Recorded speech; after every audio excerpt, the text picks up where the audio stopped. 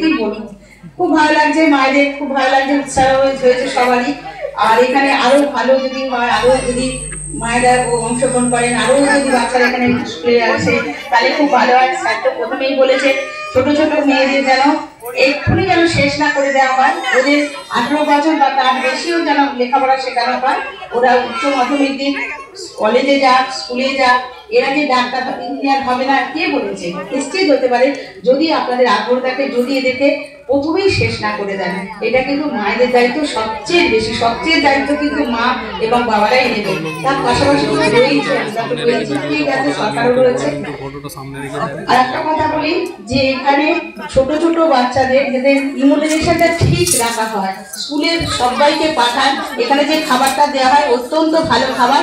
এই খাবারটা খেলে কিন্তু ওদের অনেক উন্নত হবে, বিকাশ বাড়বে।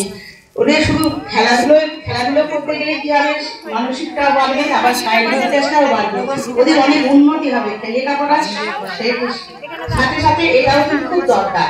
এই দিকটাও কিন্তু চিন্তা ভাবনা আমাদের করতে হবে এবং আমরা অবশ্যই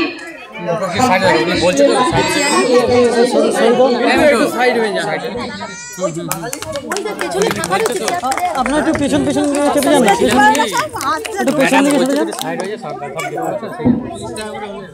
এটা দাও, তুমি এমনি দাও, এমনি দাও।